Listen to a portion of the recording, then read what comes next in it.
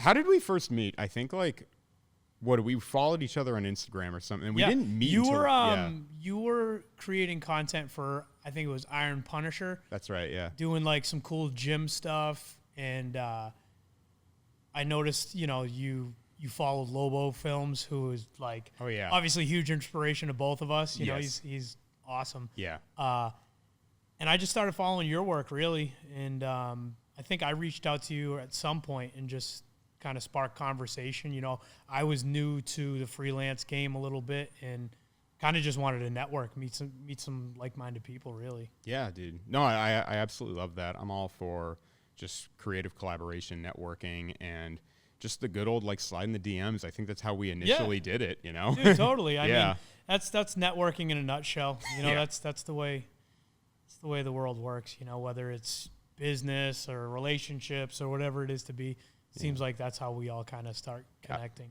Absolutely. And I loved, likewise, I loved your work and watching you just create your video content operation. And I also like that you and I think we had similar interests, fitness and tattoos and totally. A lot of like, I would say even like, construction kind of stuff, right? Like you were doing that too. So I think there was a lot like we had in common, and I think we shared a lot of similar values. We're both into fitness and health. We love, self-starting, being motivated, being positive, building relationships, like you said, all those important facets. I think it was just inevitable that you and I were going to connect. So I'm glad we did. Totally. Yeah. And another big thing too was the difference between us, I think, was you come from a film school background, right? That's right, yeah. So, and I don't.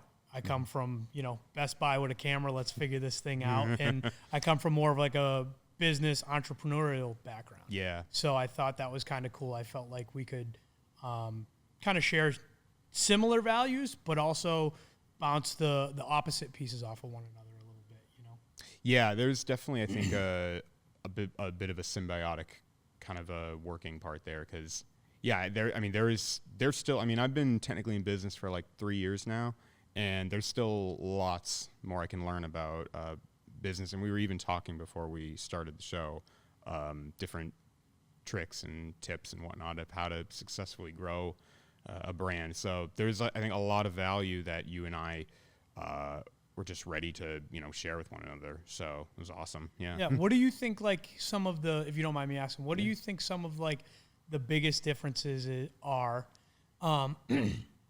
Somebody like yourself that went to film school, and then somebody like me who just kind of picked up freelancing and like learning on the fly, stuff like that.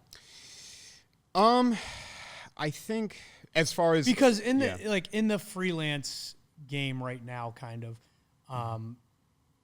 you can have equal success. Like you could both be successful in different ways. Mm-hmm. And I've always kind of felt like, damn, like I'm missing kind of a big piece to the puzzle here. You know what I mean? Like there's a lot of, I'm very much so like, let's just figure it out. I'll, do my own research. I'll do my own homework. I'll take my own classes and courses along the way to kind of gain that edge if I need it. But I've always felt like I'm a step behind to somebody who's been to film school and kind of has that educational background. Sure. So are you just kind of, do you just mean kind of like style, like of shooting and just like knowing the right? Yeah. I guess like how much of film school has transferred over into your like freelance game, like creating social media content for your clients? I'll be honest, little to none. Mainly because what they teach you in film school, and I don't want to outright blanket say that it's all futile and useless. I think what I would have done differently if I were to go back to film school now is be more intentional with what I really wanted to be doing. Now, granted, obviously, as an 18-year-old, I didn't know what I wanted. I didn't even really know who I was. But had I known that, I think I would have benefited a lot more from film school, because there are people that I think.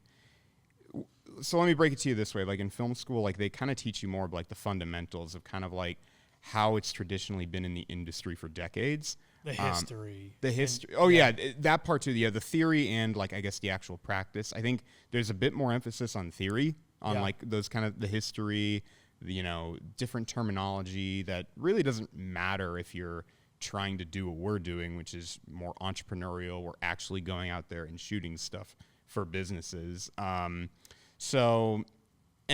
But even then, they try and they try and like nail it in your head of like a 3-point lighting scenario. I mean, we're not necessarily doing a 3-point type of light. I mean, I guess we kind of are, but we're kind of doing a derivative of that. Just things like that,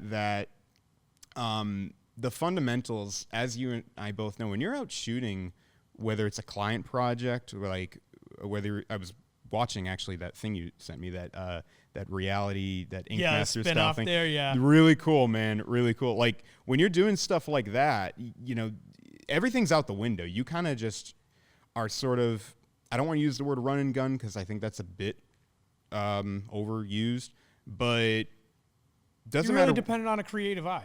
Yeah, exactly. Like, so you and I are both into martial arts, and, you could obsess about the fundamentals in the dojo or on the mat as much as you want, but if you are in a real street fight, like you don't have time to think about those things. You just do whatever comes natural. Totally. So I think that would hopefully you've built some good habits. Yeah. Exactly. Yeah. And then maybe that's the silver lining to it in film school is like obsessing about that knowledge. But I think the only way you're going to get better, like you said, you think you're a step behind from all those people. I wouldn't maybe say that. I think because at the end of the day, I also feel like there's an advantage to being like a blank canvas to the market. You know what I mean? Yeah. Like, because I can I don't have, coming into it, I didn't have any habits. Yeah. And I didn't really have a ton of education.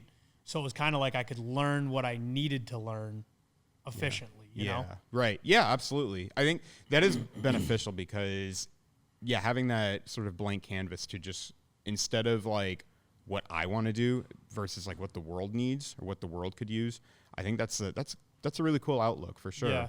I mean, my biggest thing, like you said, we're into like more edgy things.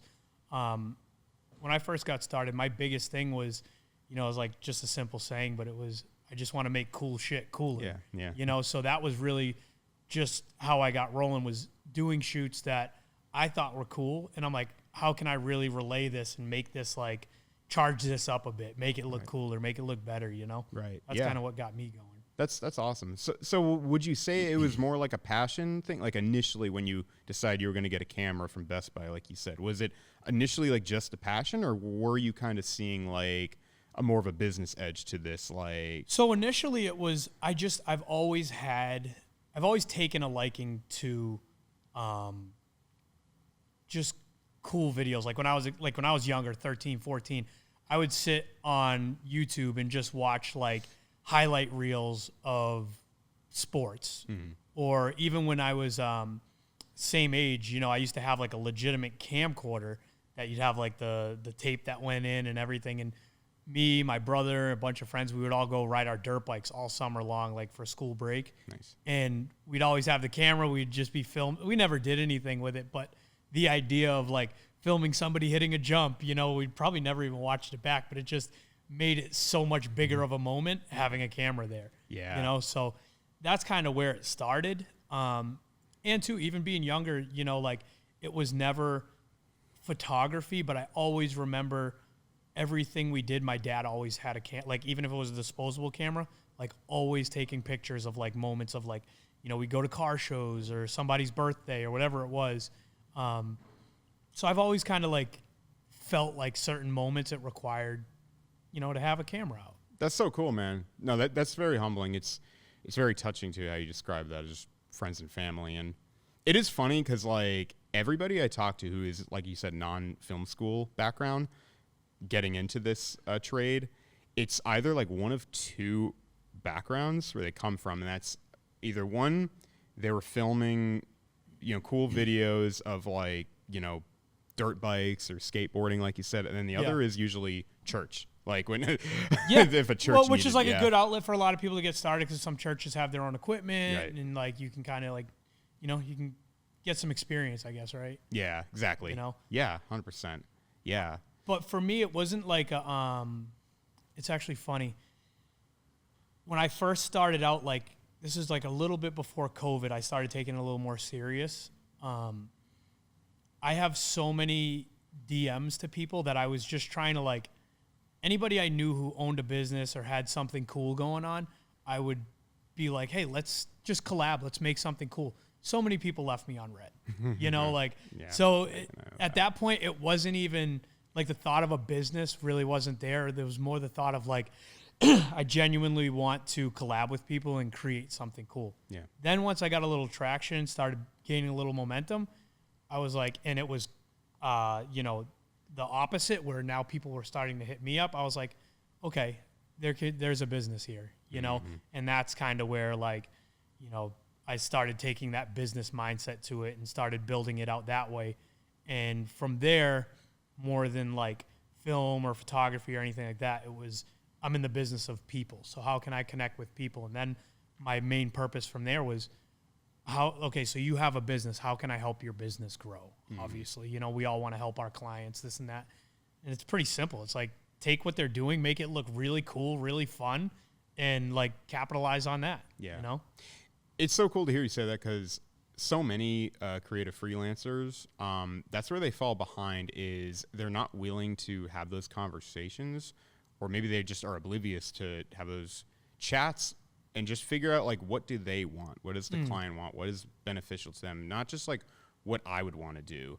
And figuring out what their goals are, and you don't necessarily need to obsess about it, especially if it's like smaller businesses. You just need to, like you said, just highlight what they're doing, make it look really cool, make it look badass, and just put it out there. And, you know, it'll help them in their goals, whether it's getting, you know, maybe just another sale that month on their product or another membership at that gym, whatever.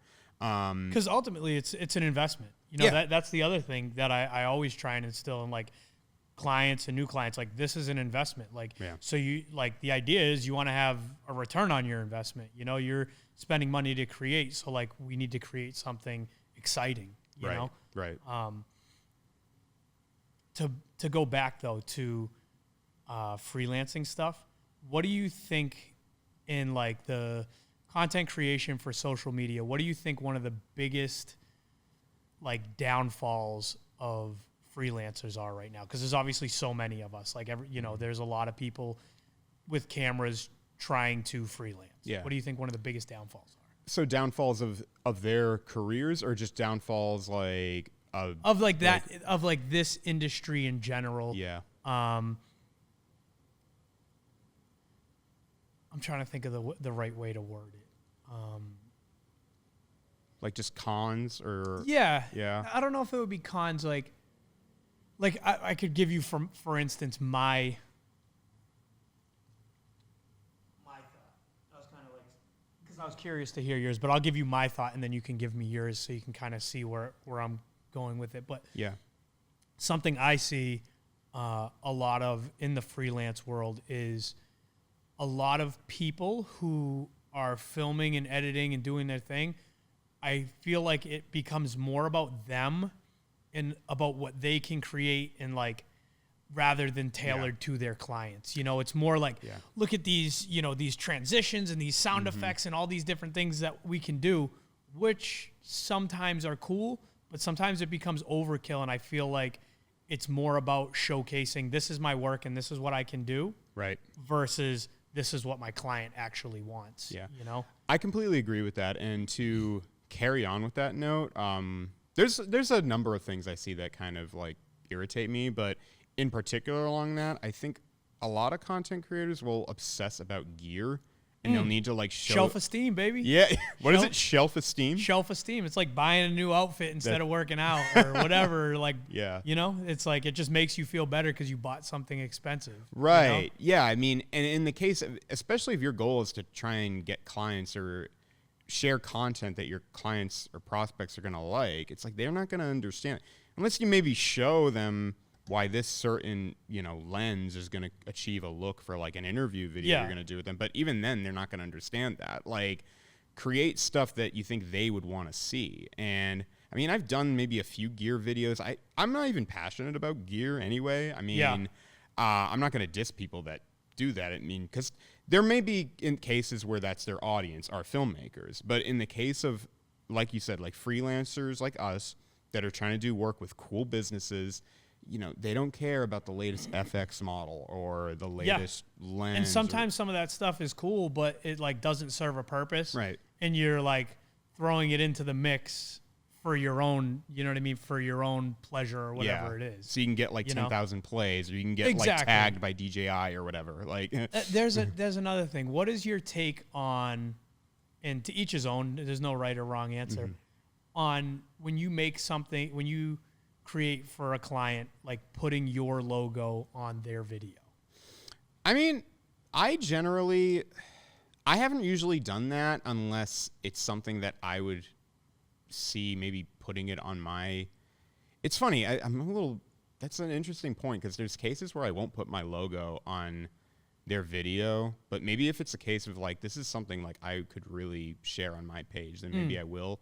Maybe I'll create which like you could create for them, and then you could create another version for your own page and add that in. You know? That's the point. Yeah. My thought always is, because it's funny, like not all the time, but often clients will say, hey, you know, feel free to, after I send them like a final version of something, they'll be like, feel free to put your logo in it, whatever. And my take is always, it's not about me.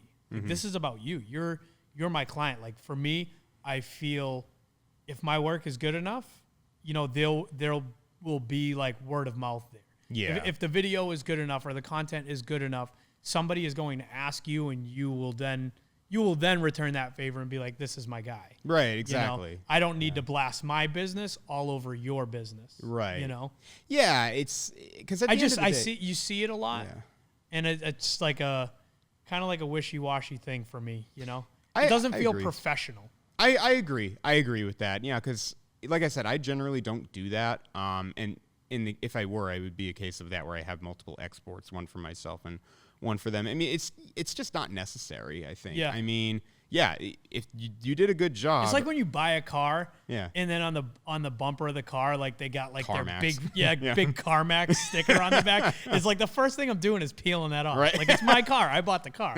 You know? Exactly. No, I agree. I never thought of that, because I mean, I guess now you say that, I do notice that a lot, and it does seem kind of like a cheap shot. I don't see why that would be necessary to just like have to. Like if you build a good relationship and you've you know provided a great service, like they're gonna recommend you. Yeah, absolutely.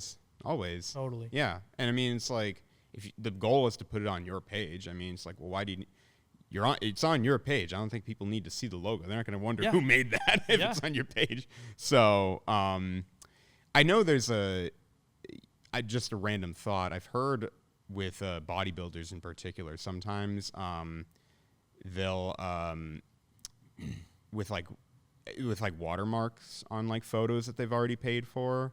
That's I could see why that would bother some people. Yeah. The bodybuilding thing from like a bodybuilding show. Yeah. I feel like that's just like a mass production of just like snapshots, you know, because if like there's 500 competitors at a show and you're getting, you know, 10 pictures of each. Yeah. That's 5,000 photos. So they probably just look at that as like, it's really not a photo shoot. Right. You know what I mean? That's more, which I mean, those guys probably make a killing. I mean, if you're taking 5,000 photos at a show and, you know, you're selling them to people for $25 a photo or whatever it is to be, like, you can do math. Yeah. You know? Oh, absolutely. Yeah. Where do you think your entrepreneurial edge comes from? Because you said you come from a business background, not really much of a creative background. Where do you think that comes from? Is it like family? A lot of people in family start for sure, family. Yeah. My great grandfather came over on a boat from Lebanon, couldn't speak English, and he ended up starting like 5 different businesses, textile mills. He had 18 kids, and then adopted 3. Wow. Left all of them shares to businesses and houses paid for. Wow. Which essentially after that they all went on to pretty much fuck it all up, you know. Man. So my grandfather, he was self-employed. My dad was self-employed. As I was a kid, he had a lot of failures though. Like, you know, it just kind of was what it was.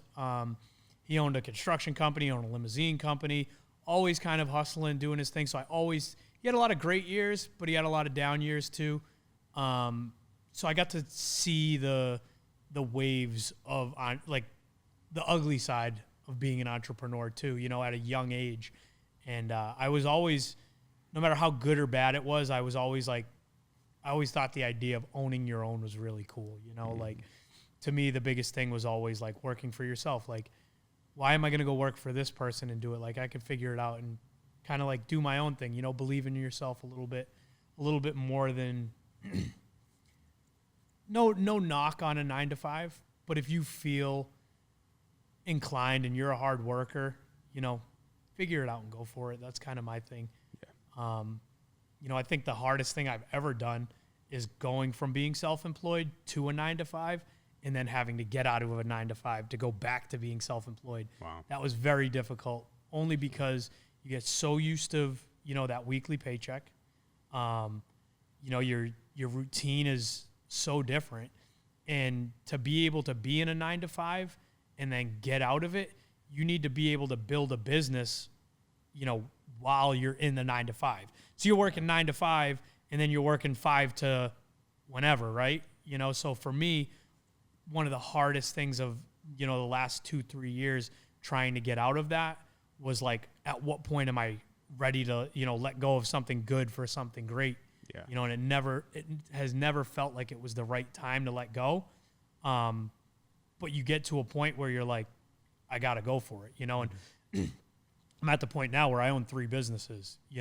I literally have been working around the clock for almost 3 years straight, which super grateful for my 9-to-5 job. I was able to pretty much do it walking backwards with my eyes closed, and but to walk away from like a 6-figure job to essentially, that's another hard thing is, like, I think the true like check of being an entrepreneur is like betting it all too, which can be very scary.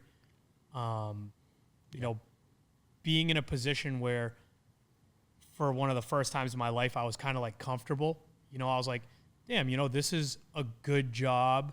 I could kind of hustle on the side with freelancing and make a good check, get a nice house, and kind of just do my thing. It felt like I was putting life on autopilot a little. So being at that position and then being like, okay, let me take everything I've earned, all of my time, and let me just double down and bet on myself and go for it. That was like, just to me feels like the most ballsy move I've ever made, and I'm more than happy to do it, and I'm super excited about it.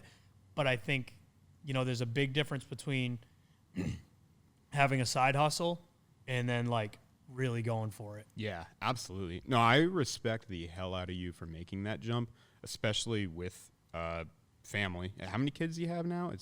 Yeah, so I have 3 and 1 on the way, so wow. 4. Oh, congratulations. Yeah.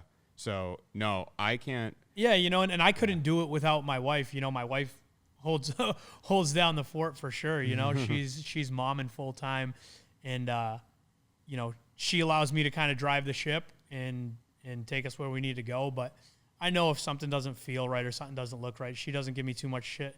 So if she does speak up, I usually know it's like, all right, we gotta address this. And even when I was like, hey, I've been kind of bugging out for 2 years about leaving my full-time job.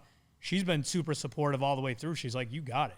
Like, let's fucking go for it. Wow. And it was kind of me hanging on like, oh, like this is a lot of pressure. This is a lot of pressure. Dude. And finally I just got to the point where I'm like, if I'm not going to do this for 5 more years, I'm not going to do this for 5 more minutes. You know what I mean? So I was just like, it's time to go, Yeah. If you're working hard, you work when you're sick, you work when you don't want to go, you've been up all night, your kids are sick, you're still going to work, like, you can do it. Wow. No, again, I respect the hell out of you for doing that, because I didn't have to make that jump, like going from a full 9-to-5. I started this business in the pandemic, so at that time I wasn't working, and it was like, well, I've always wanted to do this, got nothing better to do, might as well go for it. So I can only imagine in that circumstance, like I said, family to support, And then, yeah, just that comfort of what sounded like not a bad job. Yeah. Good job, paid well, and just making that leap. And I think that's got to be, I can only imagine how hard that is for a lot of people.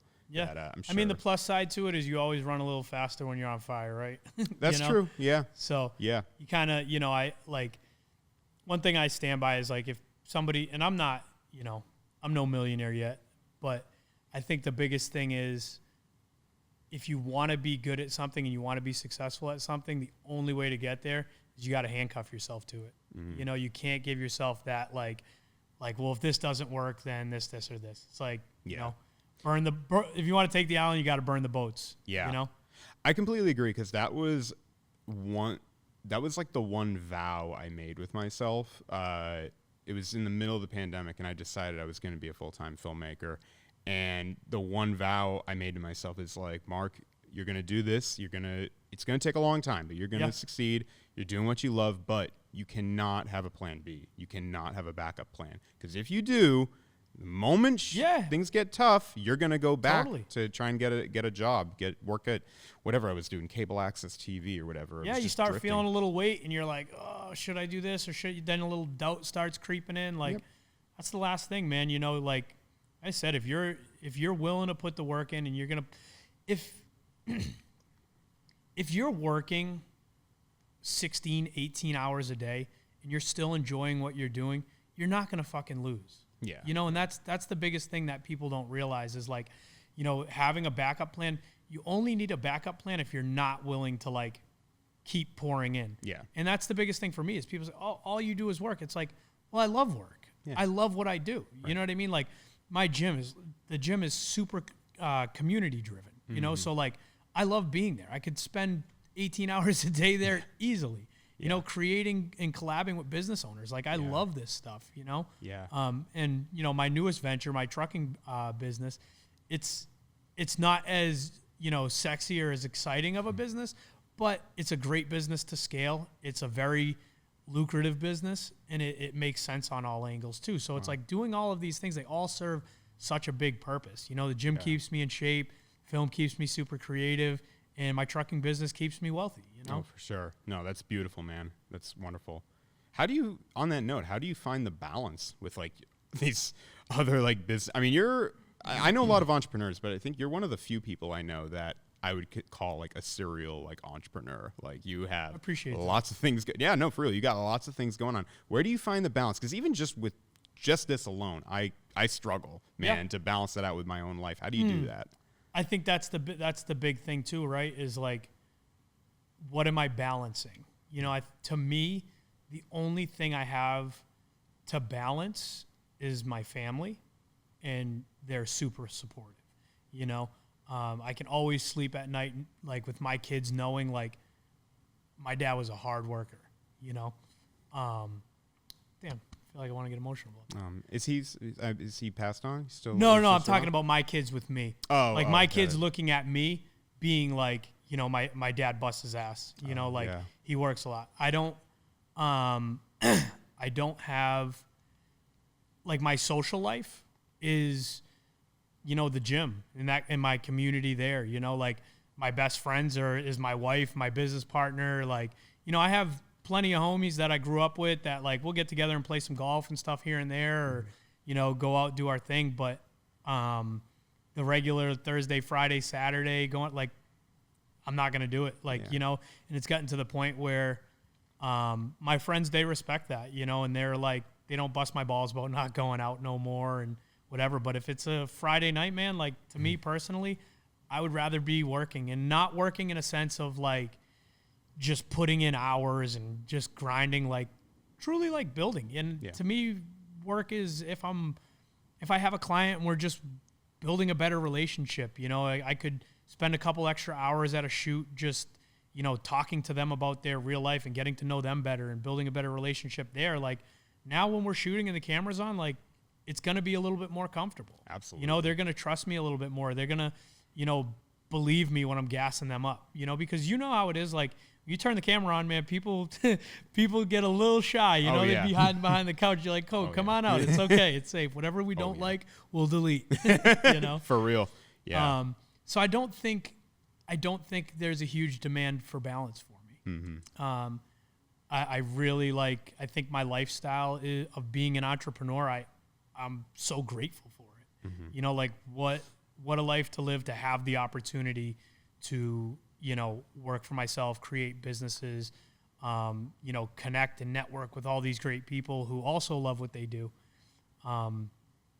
There's really nothing I really want to balance with that. Anything else would take away from it. You know, if I come across a fun night out or something cool, like I'll do it here and there if there's a reason for it and if it serves a purpose, but you know, those days have come and gone. Yeah, I hear you. That's beautifully put. What do you struggle with in the balance?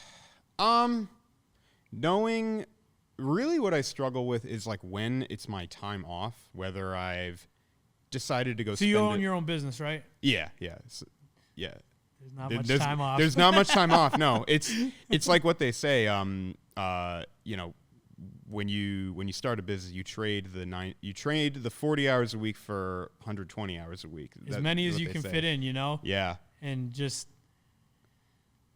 oh man, I just feel like there's like too much like when you really think about like the opportunity to work for yourself and like, you know, when somebody reaches out to you and wants you to create for them, like damn, they want me to do this for them. Like that's awesome, you know?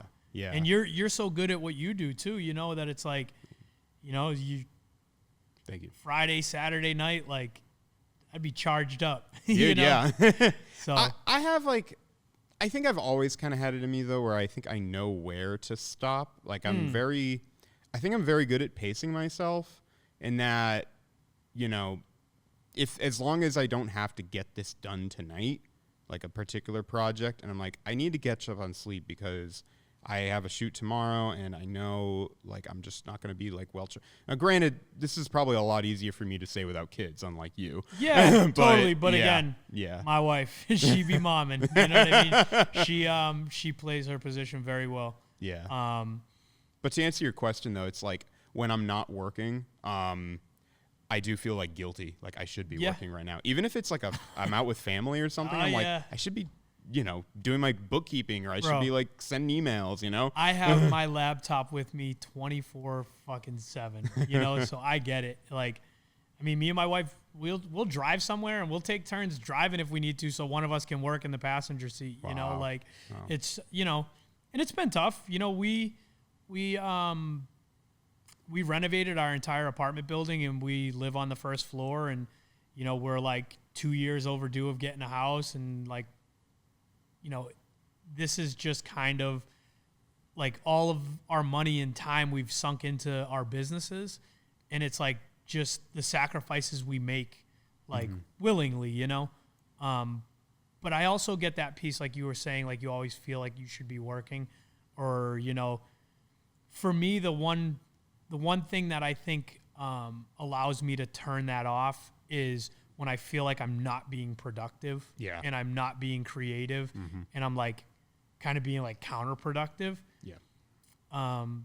Something I demand in my business relationships is I value my clients so much, and I'm so grateful for them, and I'm respectful towards them, but it goes both ways. Just because you're paying me does not mean that I need your money. You know, like I might need it, but not more than I need my sanity, you know? So if I told you that your video would be done on Sunday night, you know, and I've been working on this thing for well more than I should have been, hey man, you know, it might be Monday night and it might be Tuesday, but I feel for me to continue to give the quality that this needs, it's just going to be another day or two. Like, it's okay. Oh, yeah, and I'm sure if you explain it exactly like that. Yeah, just the transparency is like, you know, because we're human too, you know, like being a service provider can be tough, you know, when you're providing a service with somebody, and not all clients, because 95% of my clients are amazing, and even the 5% that sometimes aren't, like when you're just transparent, it's like, you know, whether you love this or you hate this is what it is. Right. You know? Yeah. And not in a bad way, but it's, you know, you got to protect yourself once in a while. Mm-hmm. You know? Yeah. It's and true. it almost like getting confident and building a sense of confidence in that of like, when it is time to shut it off, there's like a purpose and a reason behind it. I'm going to stop working now because I'll be able to work at double the speed and double the motivation tomorrow, you know? Right. That's what I'm implying at, basically. It's like, I wouldn't want to try and continue on. And it's like, and especially again, if there's no deadline, I don't want to do this half-assed. And you don't want to do it to the point either. You don't want to do anything to the point where you're just like, I'm just trying to get it done. Okay, that's good enough. Right. Like, it's like, nah, if I need to take a little bit more time, you know, I'll take a little bit more time. Exactly. And that's actually one thing I also too, like, being a business owner, having a great business partner goes a long way. You know, one thing I can say about my business partner, Andre, is like, he is very much so, let's do it the right way the first time, you know? That's good. And I, on the other hand, am very much so, let's do it the right way, but I move very fast in real time. Like, I want to be productive. I want to get things done. I want to get to the next level. I want to, you know, so having somebody that can almost be like the little speed bump in the road, like, hey, let's fix this or this along the way, allows me to kind of slow down. And, you know, it's spilled over into my other businesses. You know, I find myself a lot of the times not skipping steps because it's actually, you know, it's funny when you slow down and do things right the first time, it actually makes you faster. Yeah. Right. You know, in the long run, it makes you faster because when you're just getting shit done and you're grinding it out, like how many times you got to go, oh, I got to go back and fix this. Oh, I got to go back and fix this. You know, so that's been a huge piece for me, is having a good business partner. I know you said you have a partnership with somebody as well. Yeah, I have a guy who I had been subcontracting with for about a couple of years now for his web design agency. I actually had him on the podcast a few episodes ago, Alex Donovan, and he just has a passion for film. He's about, how old are you? 35? Yeah. Okay, so he's a bit older. He's more like 43, I think. In his prime. In his prime, yeah. Let's go, Alex. In his prime, dude. He's running a great company, but he's just always been passionate about film. He used to work as a PA in Chicago on like big Hollywood type scale productions. Nice. And yeah, he's got a photography background, and him and I we hit it off really well from the get-go. We've built a really solid relationship, and now we're not really doing much client work for this new company. We're just doing passion projects that excite us. We're working on this full documentary called Outliers. We just released a short, actually, Memorial Day. So it's a great a partnership. I mean, are you guys a lot alike? Are you guys different in a lot of ways? Yes and no. I think we are creatively, we're pretty similar, and just like our eye and how we like look at things and what we find like the big beautiful. Picture. You guys see the big picture the same way. Yeah, exactly. What we find beautiful, our values, which I think is key. Maybe different in the sense of like personality, maybe. I think he's a bit more methodical, maybe, and maybe I'm a bit. I think I act like I'm methodical, but I'm really just like, I'm like you. I just like, let's go. Let's get this thing done. Right. So maybe in that way. He's kind of, in all honesty, I think he's kind of like showing that he's kind of like he's the one like navigating, going with the map, and I'm the kind of one that's like steering. Which you've got to have. The car. Yeah, you know, right. like you've got to be able to.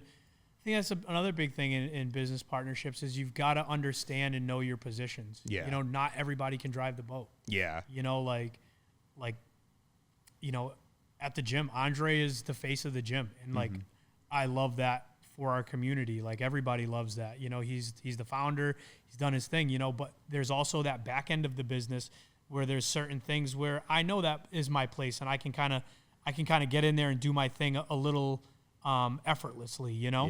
Yeah. So I think that's a big piece of partnerships is knowing where to be, because you both can't, you know, because then it becomes like a competition, right? Right. And now you're working against each other because now you're keeping score. Right. And like, that's never going to work. You're never going to, and even in relationships, even with me and my wife, you know, there's plenty of times where, you know, I'm following her lead when it's, you know, something with the kids or this or that, you know, and there's like vice versa. We take each other's, opinions very seriously, you know, and we definitely consider each other's feelings throughout things and the way we both look at things. And because because the last thing you want in any partnership is it to be a competition. And that's the other big thing of like, you need to complement each other well, and you both can't do the same thing. Right. You know? Right.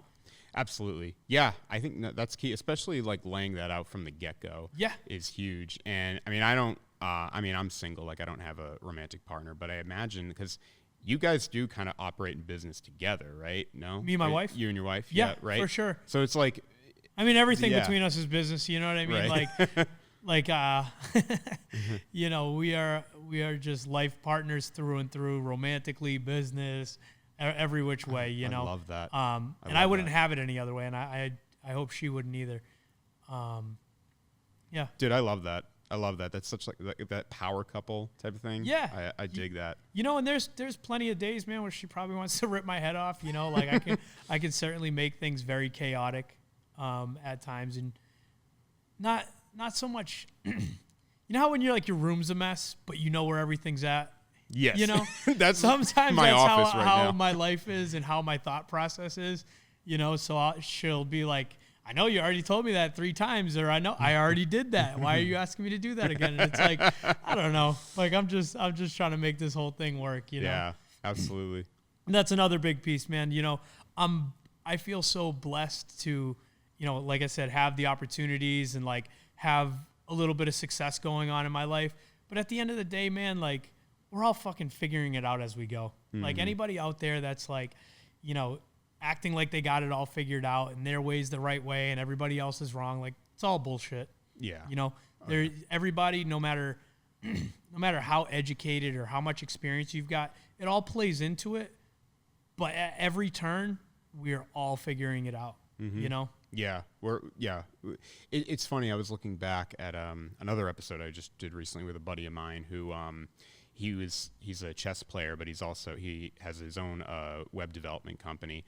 And he was talking about, it's like, you know, chess is a finite game, but business is an infinite game. And you could think like, it's like, oh, I'm on top. I'm, you know, grossing whatever, $500,000 or whatever. And it's just me or whatever. But it's like, that it's businesses. Yeah. Here today, gone tomorrow. Yeah. It's so fleeting, man. It could just be in and out, you know, it doesn't matter how many years you've put into it. You've got to figure it out as everything around you changes. Your clients change, the industry change. You know, like, look at like guys, you know, somebody like you who went to film school, like everything, like nothing was vertical. Yeah. You know, like talk about like changing the whole game. Yeah. You know, I mean, in a sense, like it's all same principles to a sense, but it's like, you know I've seen so many like pure film guys that, you know, like as social media went vertical, we're just like, no, I'm not doing it. Dude. And I hated it at first too, but I hated it too. Yeah. To be honest, and it's funny because it's so normal now. It's so normal, and to be honest, I do still hate it. And you asked me earlier about like things that piss me off, and I think that does. But I'm not protesting it. I'm not either. I'm like, it's just the way it is. You want to know one of the biggest reasons why I love photography is because I can get like, you can just really capture a lot. Yeah. You know, you can get a whole scene to really look cool, you know, no matter what it is. Even like, you know, just like a wider angle, like up close, like horizontally, just kind of hits different. It's, you know, right. To me, that's still like such a money like shot, you know? Yeah. You can usually, and I mean, unless you're shooting video without sound, I mean, with photography, you can talk like while you're taking photos. Something I noticed with you too is you'll do like, I see it once in a while, like stack. Horizontals, vertical. That's like, just me being like I'll lazy. play, but I'm playing by my own rules. You know? Right. Yeah, exactly. I mean, that's just like, it's a lot of it too is I just, while I'm shooting, I'll like still forget about the vertical kind of thing. Yeah.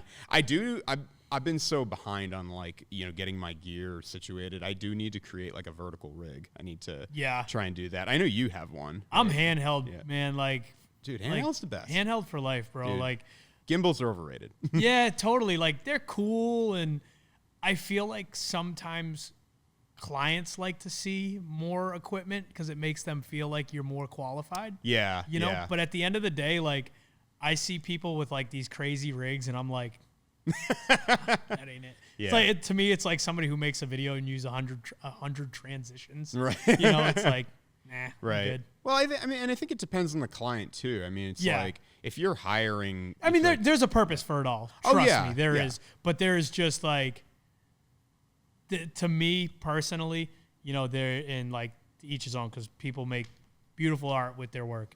To me, like handheld is the GOAT. Oh yeah. You know? Oh yeah, especially because I mean where I like to my style is shooting. I love documentary a lot. Yeah, yeah. And with documentary, it's like a heavily emphasis on handheld. Totally. For sure. And I love that. I mean, gimbals, I'll use them for a time and a place or whatever, but I just love like the kind of like what you're saying with photography. You get that life like activity, and it's just very movie. Like it's like whether it's you're watching your favorite classic Hollywood movies on the big screen, or looking back to the videos you made when you were a kid, you know, dirt biking or whatever. It's all handheld. One of the biggest things too, like I love about like trying to get great shots is like really pushing the pace of like, it allows me to, being handheld, it allows me to like push the pace where, dude, I'll be like right up in it, like right behind my clients, like right over their shoulders, like really like,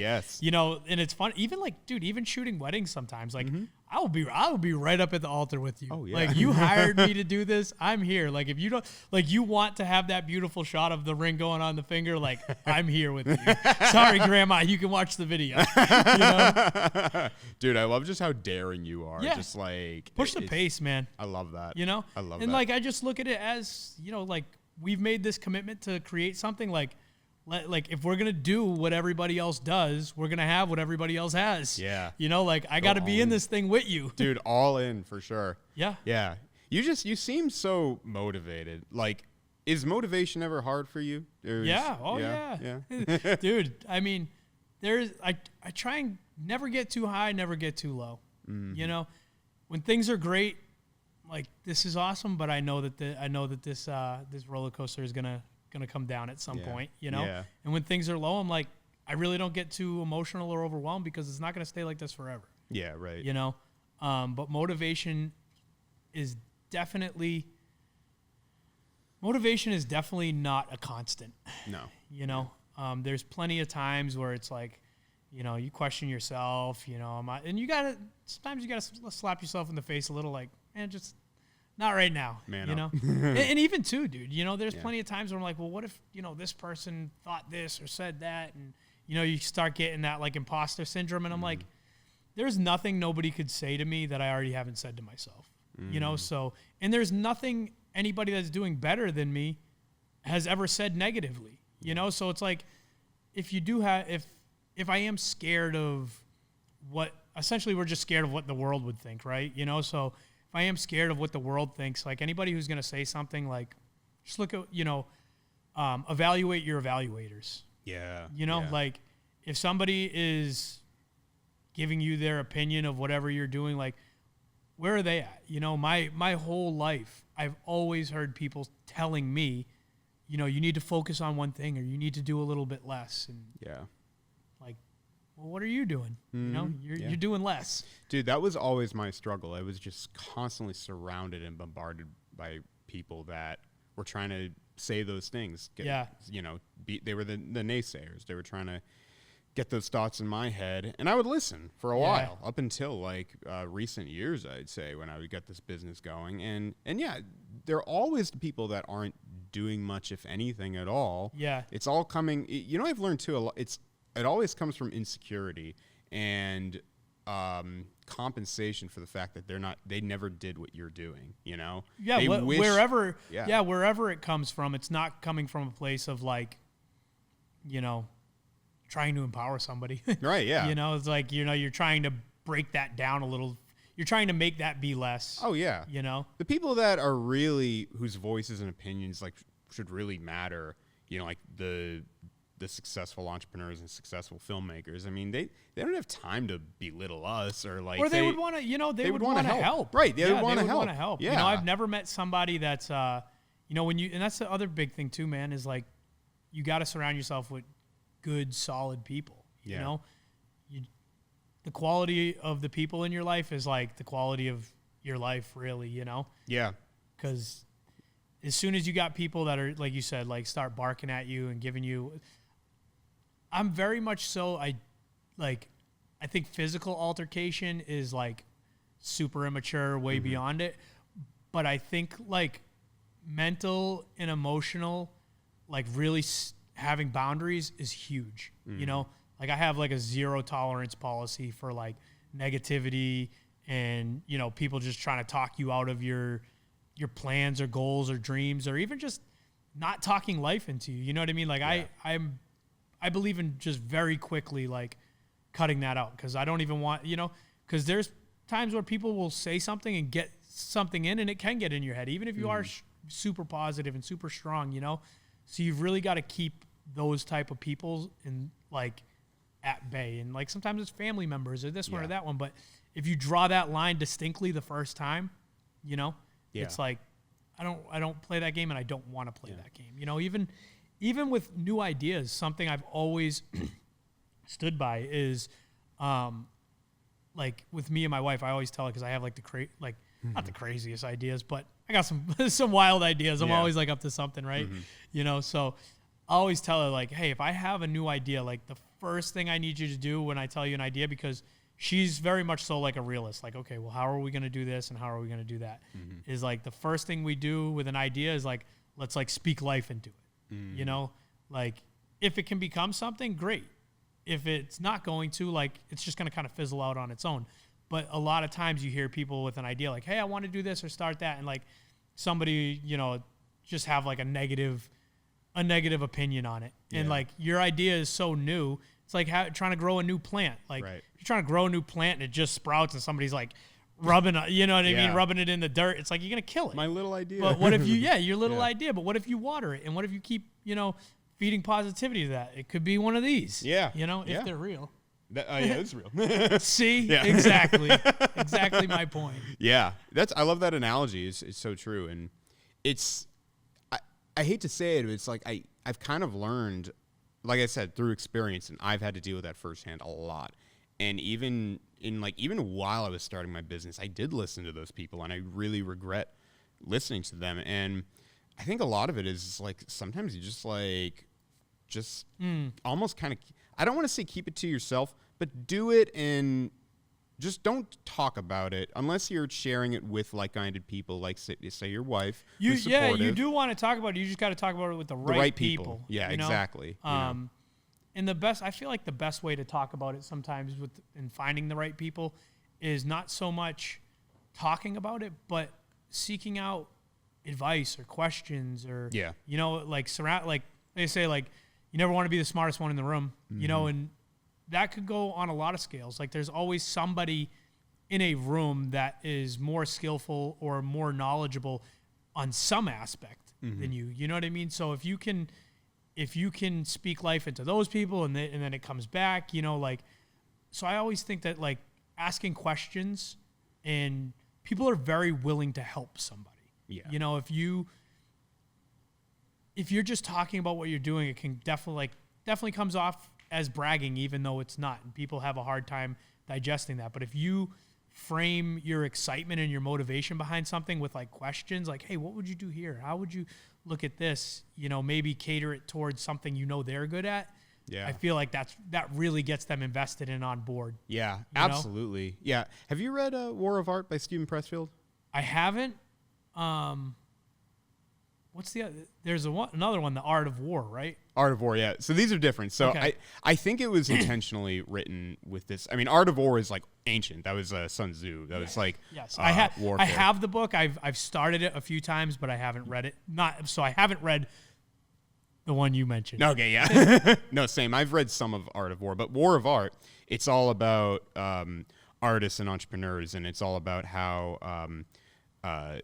they can beat, you know, creative blocks, and basically the message is just do the work, kind of a lot of what we've already been talking about. And he goes into, in one section of the book, dissecting the difference between professionals and amateurs. Like the professionals, people that are really in it to win it, and the amateurs, just people that'll just, you know, have a plan B. Have a plan B. Yeah, have a plan B. They're just in it for the clout or whatever, just all the wrong reasons, and it never works out.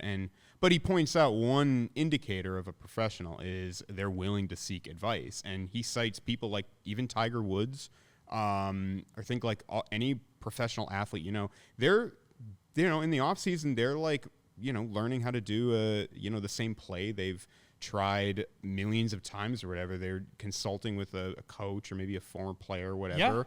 Because real professionals know, there's always something to be learned. There's always, like you said, a smarter no matter what, guy you're going to gain perspective. Always. Absolutely. Yeah. 100%. No, I totally agree with that. I think, they say you want to be the most interesting person, ask the most interesting questions. Yeah. And that really helps you to grow. You're going to learn the most, because everybody has something to offer. Even if not everybody, is into what you're doing, there's always some level of, they're into something. So if you can find a way to incorporate what they're passionate about into what you're trying to conversate about, it can go a long way, but just coming out like,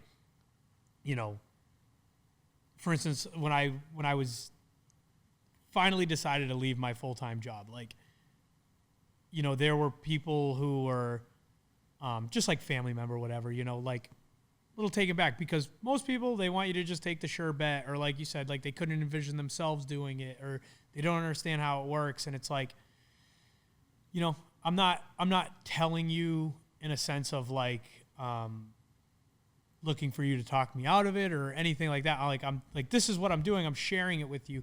So how can I get you to be excited about this with me? Right. Yeah. And that can be a little bit challenging, but I think once you start involving them and asking questions, it definitely changes their perspective. Right. Yeah. Yeah. I think I was actually listening to a podcast where they were talking about this, and it's like, if you want to be smart, just like ask questions and don't necessarily care if it's a quote unquote dumb question. Because like, you got to be vulnerable. You got to be, you got to be vulnerable. Even if you feel like, because I've been trying to get in the habit of this recently. Like, even if I feel like it's a dumb question, or if it's like I know maybe they said it before and I just couldn't recall for some reason, but it's like, it doesn't matter. I need to extract as much information as I can. Yeah, even if it's simple stuff. Like, there's plenty of times, man, I feel dumb or uneducated asking some of the questions I do. I'm like, this might be super simple, but. But I'm like, the fuck's somebody going to say if, if I ask a question, that's a dumb question, go fuck yourself. Clearly you're not doing that great either. Yeah, 100%. I think that's very powerful for a lot of, especially younger people, like my generation and people, even younger, for that to learn. Because I don't know about you, but I sense like with these newer people coming up, whether it's people coming out of high school or college, not all. There's outliers like Devin here producing. He's a very sharp kid. But they're just afraid to speak up, to talk, to initiate conversation. And I get this because, my mom works in higher ed, and she sees it a lot, with younger people. I think that's like, it sounds so simple, but I think it's such an easy and important thing you could do is just get up, ask questions. Yeah. Offer to shake your hand and just connect with people, try and learn more about the world. People are so scared to just be wrong, or, I know it's like super trendy to be like, oh, failure is a part of success, blah, blah, blah. Like, yes, it is. But like, the journey to failure is not exciting. Nobody wants to like sit in that seat and be like, yeah, let me just continue to, give the wrong answers to the test every day. So it is difficult and challenging to, trying to be successful, but also accepting the fact that you don't know how to get there. Yeah. Like, it's like, or trying to be professional. Like, I'm the professional, but I also don't know. So I need to ask this question in a certain sense. And it's like, that's just part of it, you know? And like just being okay with not knowing and being willing to figure it out is like, it's a huge hurdle in itself to jump. And being a professional is not knowing everything by any means. Being a professional is being on time, having people skills, having communication skills, like being transparent, being vulnerable, like just running an honest business. That's being a professional. Yeah. Yeah. And that's something that I kind of embrace, because unlike you, I didn't necessarily come from much of an entrepreneurial family. I guess some people, they kind of dabbled in it, and I guess I had an uncle that had a trucking company. But other than that, I didn't really have much people within my circle let alone friends that could give me that advice. But I've been taking a lot of ownership in that. It's like, you know what? I'm just going to keep screwing up, making mistakes, but I'm learning. But I mean, every step of the even way. screwing up, making mistakes, like you're still successful. You know what I mean? Like for instance, like starting a podcast, right, is like super intimidating. Where do I start? How do I find the space? How do I, like, I don't know if you just knew right off the bat, but like my first questions would be like getting the audio right. Like, how do I get somebody to like Devin to help me out and all these different things. And it's like, you got to jump through all these hurdles. And it's like, in that you're making mistakes, but you're also creating success. Cause here you are running a podcast, so it's like, you're just chipping away at like, taking some shots on the chin once in a while, Yeah. I mean, you gotta be, it's kind of a dichotomy, an oxymoron, but you got to be comfortable with risk or comfortable with discomfort. I'd say. I mean, the risk is, being an entrepreneur.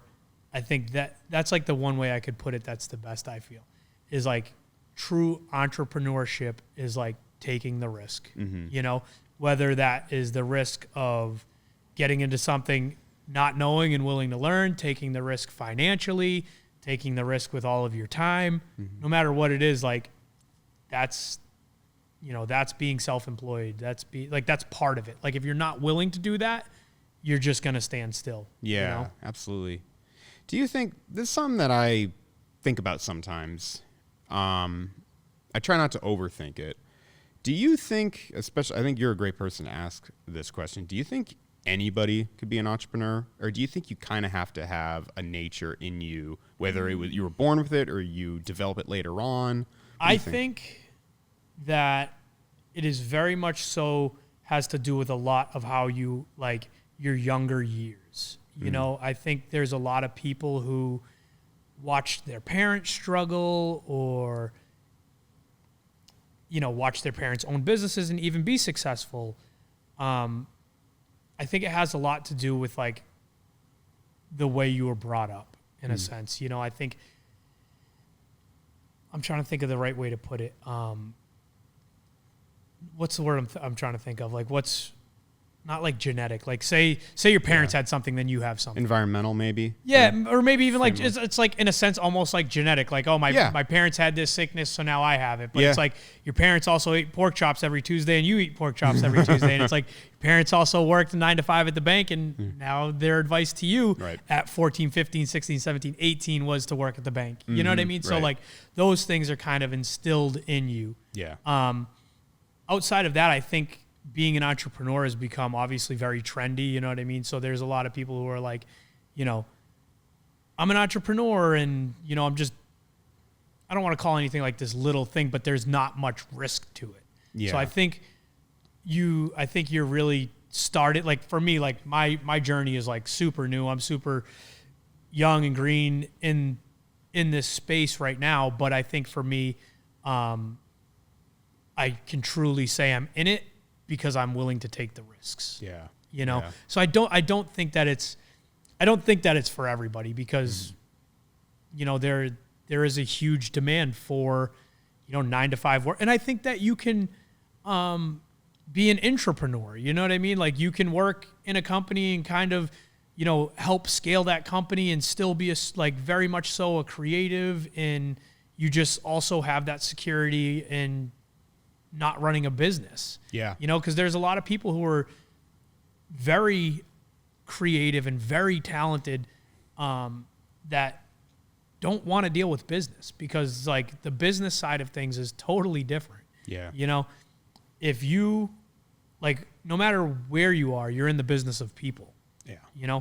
So you have to have people skills. Like those are like that's the most important skill you have to have first and foremost. You have to pay your taxes. You have to, understand the logistics of business and, that when you're not just collecting a paycheck on Fridays, there might be weeks where things are really good. And then there might be, like you drop your lens and now you're down $3,000 for the week, So it's like, there's just certain things that happen, that are, some people can digest easier than others. Some people, I think, have a hard time not understanding the piece of like owning your own business does not equal money all the time. Oh, like yeah. it equal like the big picture is money, but when you're running a business, it's like raising a child. Oh, yeah. You got to provide for that. You've got to be able to, help that thing grow up and put it through college, you know? So there's a lot of you that pours back into that. Right. Yeah. I think the only guarantee that comes with entrepreneurship is failure. Yeah. And I think there are, and to another point you made, I think there are ways you can be entrepreneurial within a company that you're working for, if that makes sense. Like I've seen it. And I think, and you can also I've seen people that do run their own businesses. Like I said, it's like, you don't have that entrepreneurial spirit. I think the people who want to essentially do, I feel like I know for me, like I've always felt like an entrepreneur. I've always felt like a business owner, even when having a 9-to-5. Like in the back of my mind, I was always like, my main goal is if I'm working 60 hours a week here, I got to work 100 so I can get out of here. I'm working so much, but I got to work a little bit more to be able to get out of this thing. Yeah. So I think that if somebody wants to work for themselves or they want to create a business, I definitely think that they'll find a way to do that. Yeah. And some people it's just not interesting, because like I said, like this studio, this is beautiful, but somebody took a huge risk to create this. Oh yeah. You know what I mean? Yeah. Like there was a lot of work that went into this. There was probably a lot of, questioning himself to put this thing together, and how am I going to scale this thing, and how am I going to fill this thing, and it's but within that, you just keep pushing and you silence those thoughts, and look at it's something really cool, Oh yeah, and that's like a true mark of whoever did this, your friend Jed. Yeah, correct? Jed. Yeah. Yeah, like true entrepreneur. Like like no matter what, he was not turned off of the fact that it was going to be hard. Yeah, no, yeah, and he does have a real hard. He actually wrote it all in a book. We talked about that when I actually had him on as well. With the podcast for his episode. It's actually out now as we're recording this. Sick. Yeah, I watched quite a bit of it. Oh yeah, oh you did. Oh, thank you. Yeah. Appreciate it. Yeah, no, he's got some real like hard stories of like how he had to build this business up. That even kind of makes me think. Do you think it's necessary to have a bit of a struggle story like that to get a good business going? Yeah, man. I think you need resiliency, So I think if life kicks you while you're down a few times, you're like, and you get up, you're like, all right. I just mean like, I think in general, we all have to kind of struggle and everybody goes through some shit. Not to say like, oh, you go through some shit, you can own a business, right? Yeah. But I think, there's a certain like, do you have level of grit to being a business owner? You know? Like, do you have to necessarily? Do you have to be poor? Do you have to be like sleeping on like people's couches? No, and I hate that, to be honest. Like I've had my own struggles, and I feel like I've had a relatively tough life to some extent. Some things I've been through, but I don't have any desire for that to be my story. Yeah, right. You know what I mean? Because I just, even before that, before things got tough, or before the hardships of life, like I've always been excited by, creating a business or working for myself. I've always thought that was cool, no matter how good or bad life was, you know? And I guess you could be a very driven person when you've had nothing and nobody's helped you out, and you've kind of seen things through and done things on your own. Like it gives you some self-confidence to be like, well, fuck it, I'm going to do it on my own then, and it gives you that little bit of edge and attitude. But I think people can get in their own way with that as well, because then it's like, oh, nobody's ever had it as hard as me. And like, then the poor me story becomes even bigger. Like, I was sleeping in my car. Oh, I was sleeping on a sidewalk. Oh, well, I wasn't even sleeping. Like, bro, like, how about being grateful for the people who were there? You know, like I have plenty of people in my life who weren't there. And I've had people in my life who haven't been great to me, and I've had people in my life that I haven't been great to as well. Like I'm not, immune to just the way of the world. Like I'm the bad guy in plenty of people's stories. Right. Yeah. So for me, like, I just trying to do the best I can with where I'm at and what I've got. You know, I'm not perfect by no means, but I think you can get a little bit of grit from the hard things you go through. But I know people who have had great upbringings and great parents and, you know, never really a ton of hardship. And they're some of the hardest workers I know. Mm-hmm. You know what I mean? And I know people who have had really difficult stories, and they're also some of the hardest workers I know. And I know, you know, vice versa. Yeah. You know? I think everybody's story and everybody's situation is different. It's all case by case. And in the case of me, I guess what my catalyst was, again, because like I said, I didn't have much of an entrepreneurial background, let alone in my own, but also my family. You got to be a little bit delusional too. Like, I think delusion is a key, you know, like, element, at least for my story. And also, and not to cut you off, but I was thinking too, it's like, what I've been thinking recently is like, I wasn't finding any success or happiness with anything I was trying to do in my life and trying to do the traditional path people were doing. And I'm like, I don't know if it's, at the time, like, I don't know if I'm a born entrepreneur. I don't know if it's going to be any success, but I got to try because this is what's really what I'm feeling. Yeah. You know? That was it. It was like everything else had failed. So I'm kind of like, let me try this out, you know? That was my thing. And too, I mean, I hate getting caught up in any labels. You know what I mean? Like even like entrepreneur, like, yes, it's cool, but it's like, at the end of the day, I just want to be a hard worker. Yeah. You know, like whether, and I believe if I'm going to work hard, my preference will 10 out of 10 times be to work for myself.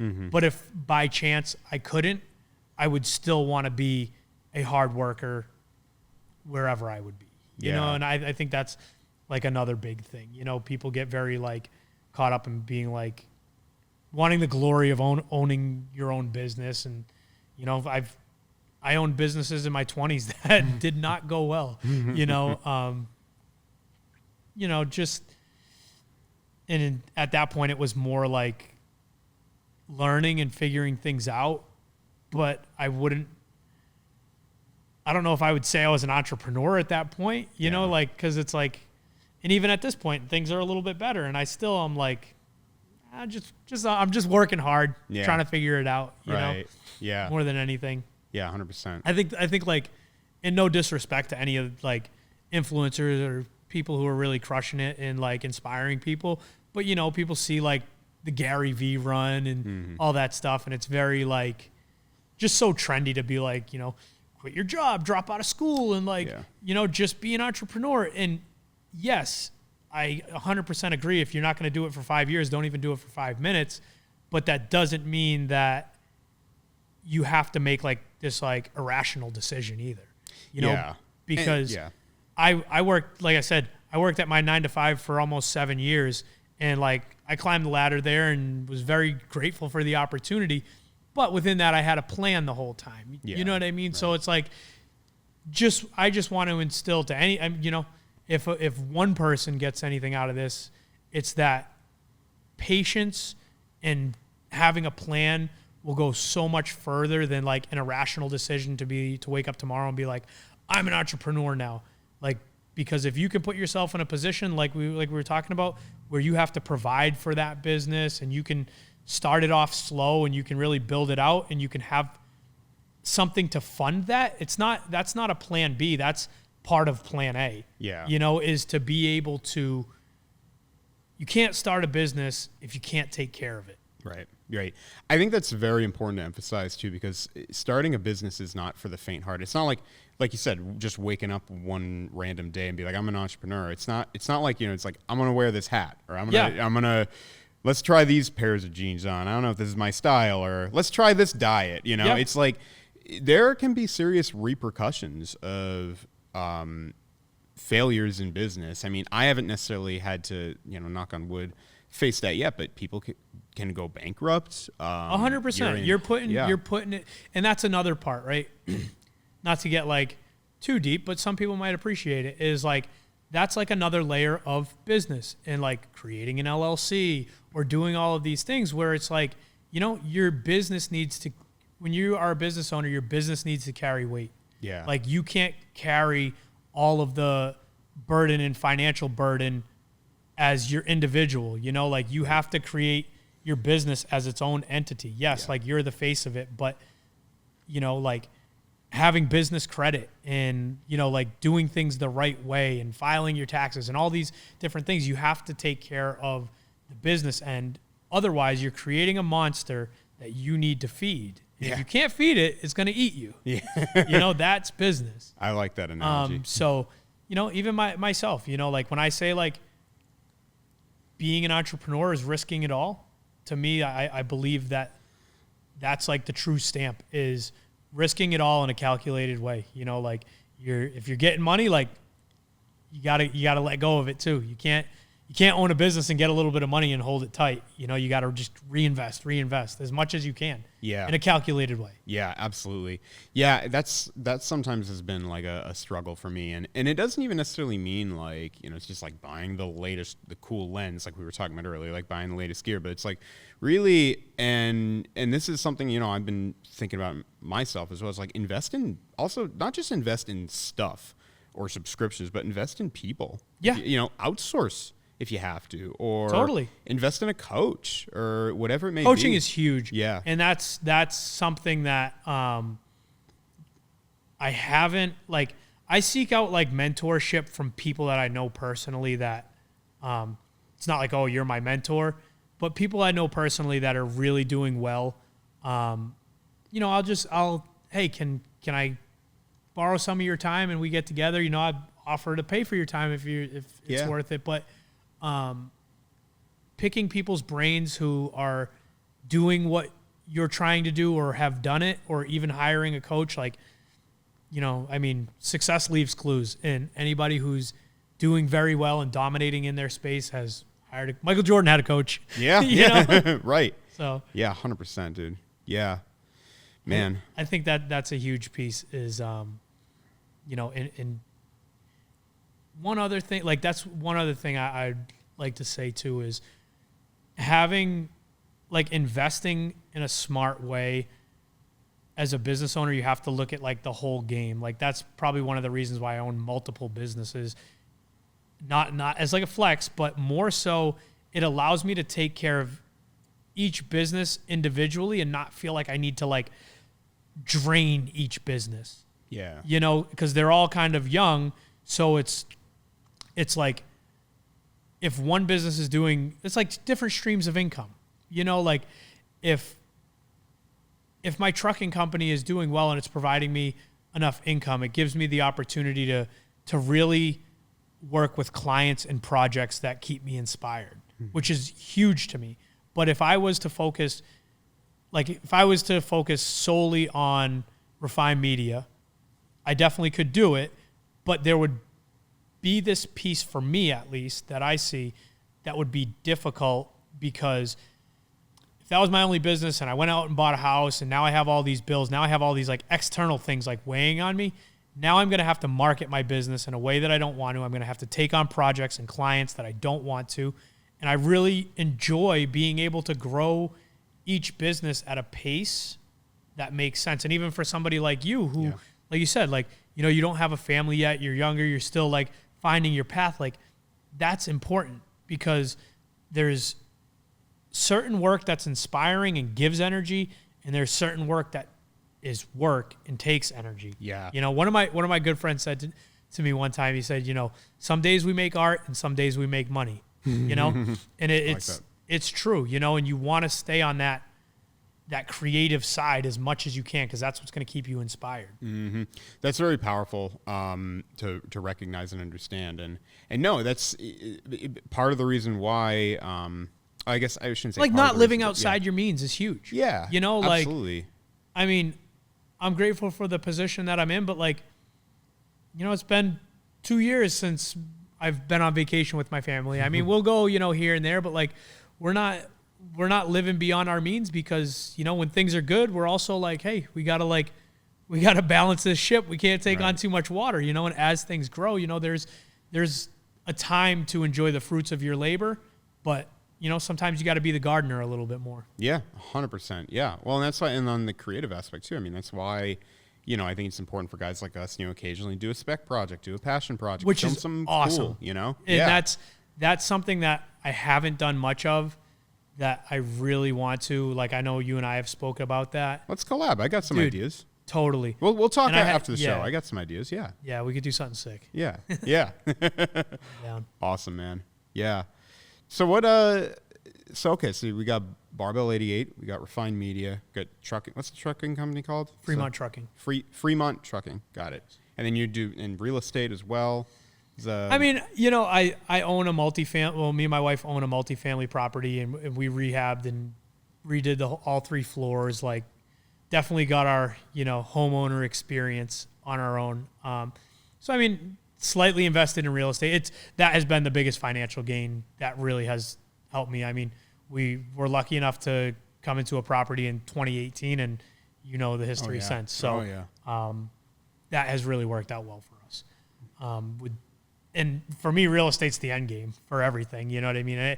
As much money over the years as we can funnel into real estate, I just think that's the smartest investment for anybody. Yeah. Yeah. No, you know, 100%. But I think the big picture thing for me is Barbell 88. You know, that's like the community. That is a business that keeps me very inspired.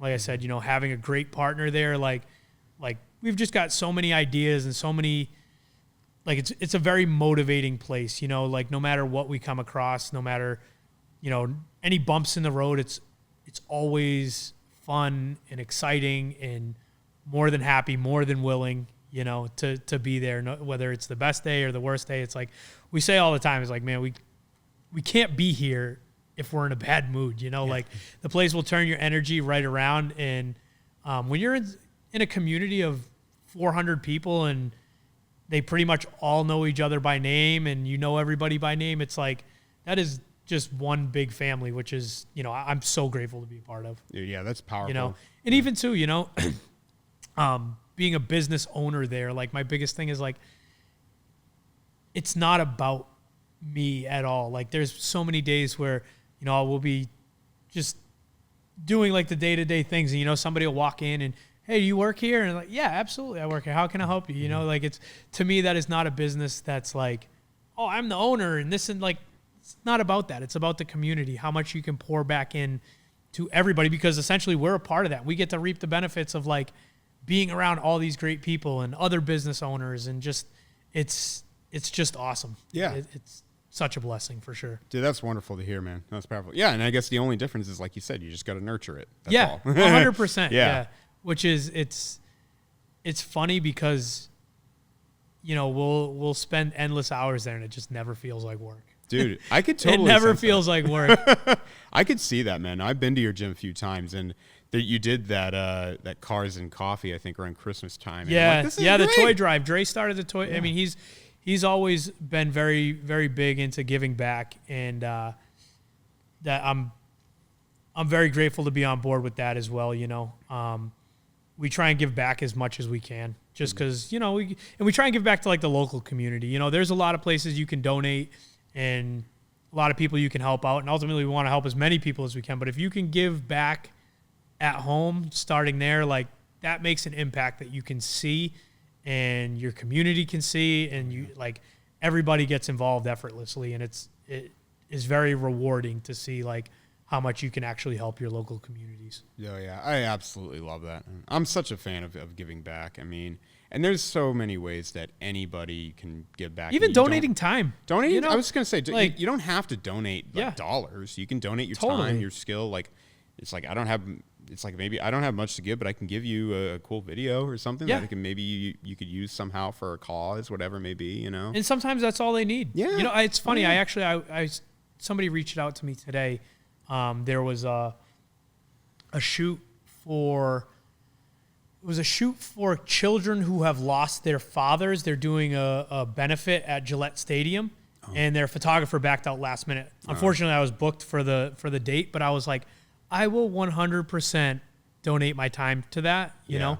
So I'm going to try and get somebody to cover it for them. Lovely. But like anytime you have a chance to give back, like, you know, I'm not donating a ton of money or anything, but I'm helping the cause. I'm bringing awareness to it, and I'm more than happy to be a part of it, you know? Oh yeah. 100. I love that, man. Just giving back. I mean, we can sit here and talk for hours about, you know, the hustle and like the grind and the big goals of trying what we're doing, but it's good that we have that in both back of our minds. Is like the sense of giving back, what's great for the community, you know. And even making a ton of money, like, it's great, but you know, if that's all you're concerned with and you have nobody to even share it with or be excited about it with, like, the fuck does it matter? Yeah. You know, like, even for me, like, when you, and I'm sure you know, like, when you create a cool project and you're super, like, hyped on it, like, you're excited, but if you had nobody to share that with, there's no, like... Oh, yeah. It just ends there. It's like, okay, cool. That's kind of empty. Oh, yeah. There's no gratification behind that whatsoever. I mean, it's like... Yeah. It's kind of like that... And I mean, you don't want to do it just for the applause, but at the same time, it's like, it's inspiring. You're right. You want to share that. Like, I think that's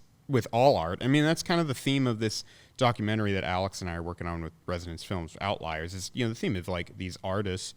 And it's like, at the hunch, I guess, one of the main points is, like, sharing that with somebody or a group of people and inspiring them, you know? Yeah. I think that's whether it's film, tattoos, or even if, I don't know, just I'm thinking, you know, the gym, getting in great shape. It's like, I mean, you could do that on your own, but I look at it as like, you know, it's like, I'm doing this. So I don't know if I actually told you, I'm running a marathon next month. Sick. I'm running, yeah. So have you been running? I have, yeah. Okay. I got to do 19 miles tomorrow. I got to try. Yeah. And how's that going? Going good. I'll be honest with you, I kind of plateaued a bit because I was like traveling and, you know, whatever. But like I still maintain my pace and I'm doing pretty well with that. But, you know, I'm doing that for me. But what does like your training regiment look like for that?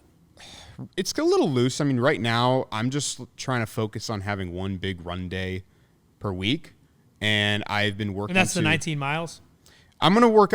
I want to try and work up to 20 because they say you don't want to ever run the full 26 in your training, because that's how long a full marathon is. 26. I don't know, man. I do a mile here and there, but I feel like you cross the threshold of like a psychopath once you're doing 20 miles. You know, it is crazy. I mean, I'm not doing this to try and like, you know, be like a no. I get it, but like yeah, whatever. I mean that's a tall order. Yeah, it is. You know, and I mean, hey, right. You know, that in itself is inspiring. Like, you know, you're set. That's a big goal to set. Yeah, it's which like, is awesome. Thank you. I appreciate that. And you know, that's kind of the idea. Is I'd like to make some sort of inspiration, and I'm actually going to be doing it with a buddy. He hopped on. He's like, I want to do it with you. I'm like, yeah, great. So I guess to this point of like giving back and like sharing and nurturing, inspiring others. I mean, and I'm not trying to be like a Tony Robbins type of guy. I'm just like, I'm trying to like motivate people. No, I mean, I'm doing this for me at the end of the day. It is motivating though, but for yeah, sure. I'd like to, and you know, when I do have a family someday, I'd like to show them, be like, this is what your dad did when he was in his 20s, you know? I mean, not many people can say that they've ran a marathon. You know, like you see like Marathon Monday or whatever, you see a lot of people doing it, but when the reality of it is, if you're in a room full of 100 people, there's probably only one that has ran a marathon. Yeah, it's true. So, yeah. Kudos to you for sure, because I will not be running a marathon.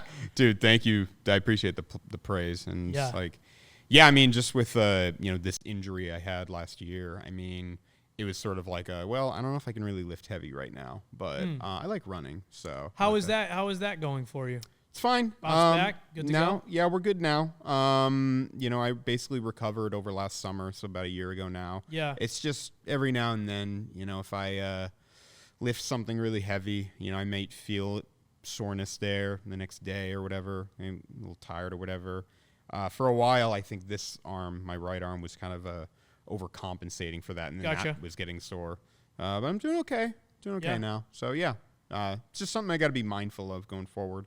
Totally. I don't even know if the audience knows I had an injury about it over a year ago. I broke my arm, and I had to get plates. What a fucking setback that is, dude. That was again talking about like risk and like setback. Like what we've been talking about. That came out of nowhere. I had no idea like. My old man used to tell me life can change like that. Yeah. You know, and it can and it will. It's so fleeting. You know? It's 100%. I think that's like the big thing of like never too high, never too low. Yeah. Yeah. You know? Absolutely. Yeah. Any other wisdom, remarks, things you want to share with people? Just be a good person, man. You know, like I said, we're all figuring it out. There's no secret recipe, no secret sauce. Just show up every day, work hard. First one in, last one out. Yeah. It's the way to go. I love that mantra. It's so simple, and I think if just everybody adopted that, I think the world would be a lot better place. And there'd be people will get a lot more shit done, a lot better shit too, you know? Yeah. Yeah. It's wonderful. You want to give like any plugs, any things like that for your businesses or anything like that? Yeah, me and my partner Andre, Barbell 88. Check us out on Instagram at Barbell 88. Refine Media. Would definitely like to collab with Mark on some spec projects for sure. Yeah. We'll chat. But yeah, man, nothing crazy, you know. Just excited to be here. Grateful that you asked me to be on here. Dude, yeah. I had to have you on, man. At the end of the day, I'm starting this up. I mean, I just want to bring on cool people, let alone friends, people that I've already connected with, and just people that either have a really cool story or just and inspiring that you've made this commitment to be here. Thank you. I think it's going to be a great platform. I think you're going to like really get some interesting conversations, and like, what a piece for you to be able to help your clients tell their stories along the way too. Absolutely, you know? dude. So I think it's a great move for you, dude. Thank you so much, man. I really appreciate that praise. You're a hell of a host, and our guy Devin over there locked in. I wish they could see him. We'll turn the camera. We'll get a shot of Devin on there. Yeah, he's been locked in for 2 hours. He's like, how much longer? So very good, dude. Zach, yeah, you'll have to come back on. We'll for sure. We'll do this again, and I'm really happy for your success. I look at you, and I'm just really happy for you in general. Not only for your business, but great family. You're doing amazing things, and you're just such a wonderful, genuine person. Appreciate that. My only lick of success so far is I'm just happy and healthy, dude, and got a great family. So that's wonderful. That's all that matters. The rest is easy. I love it, dude. Thanks again, Zach. We'll do this again, like I said, awesome. for sure. Thanks, bro. Yeah, you got it. Cool.